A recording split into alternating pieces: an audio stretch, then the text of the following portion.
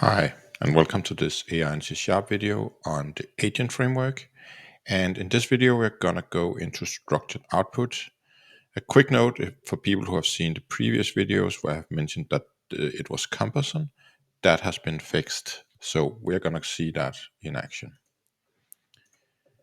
So here we are inside the system, and the best way to understand structured output is to actually see a run without structured output.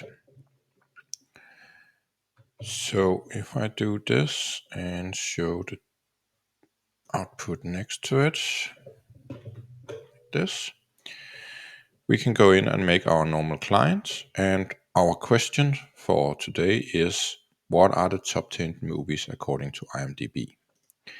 And if I do that and just have an agent, and I just ask that question, I will of course get a response.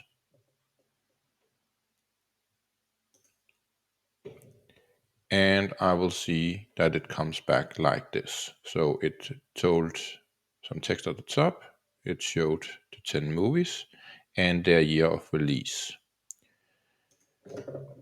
If I stop that code and run it again,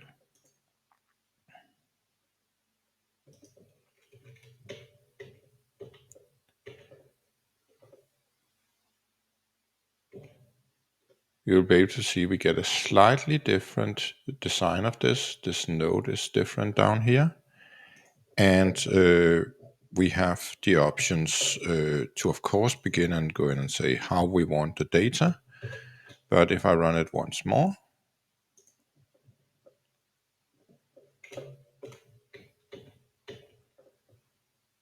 let's see the answer.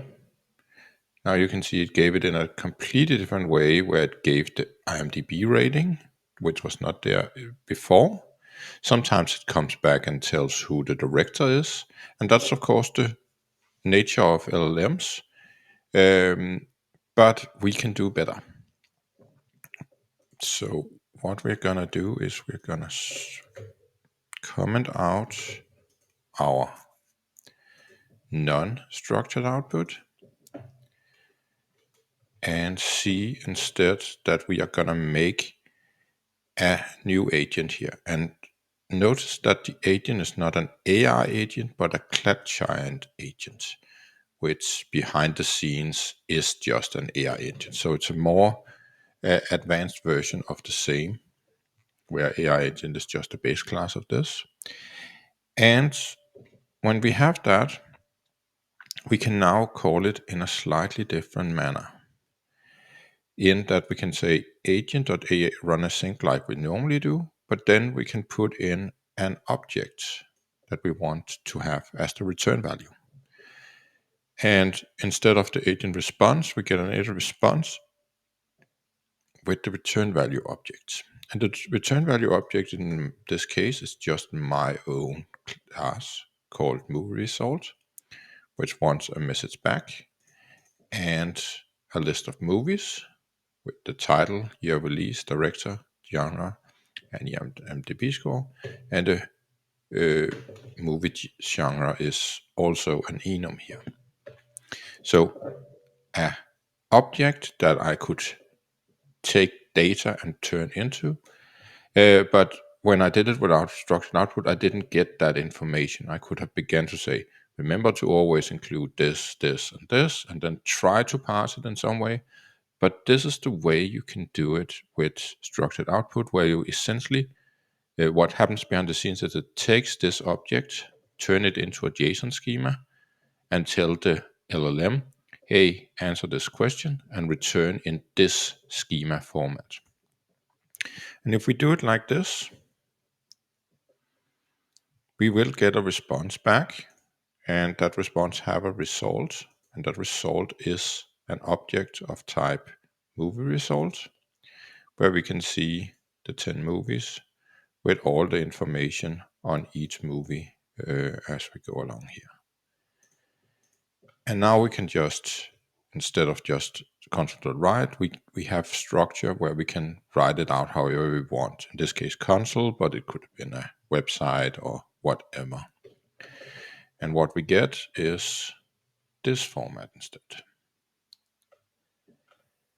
And because it's a little, there we go, it looks a little more normal here. You saw it also ran one more time. That is because, let me just get rid of this now. That is because there is another way of doing this, the more cumbersome way that I mentioned. And it's sometimes needed because this run async with this here is only available on a chat client agent. So if you have something else than a chat client agent, for example, if you add some middleware or you use a special agent or a custom agent, you can't use this way. So what we have here is how we do it in a more manual way, meaning that we are the ones that actually provide the schema and we can begin to see the schema. So if we do something like this and have it run to here.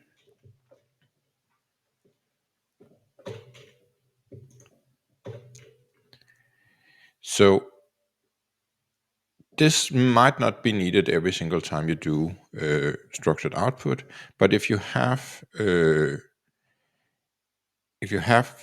especially enums, this is needed because we need the enum not to be the 1, 2, 0, 1, 2, 3 that are behind the scenes of an enum, but actually the value, the names of them.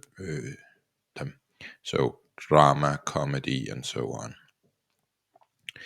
So we made some serialization options, and we make our agent like normal.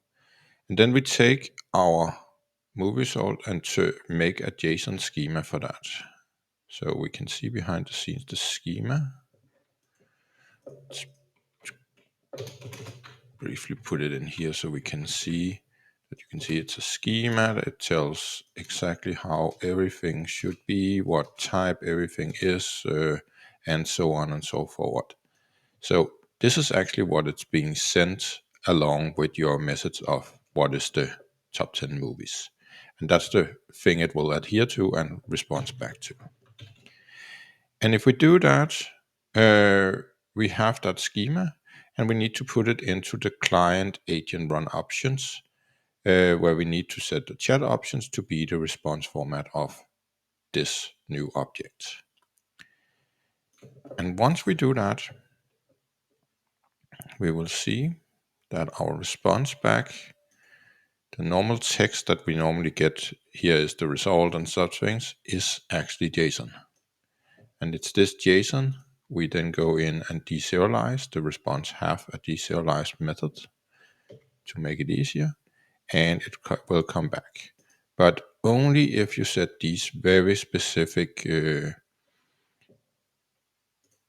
we have them, these JSON serialization options in C#. And that's the reason why I have mentioned before that this is cumbersome if you don't do it like that. But in many, many cases, we can just run with the new method of doing this.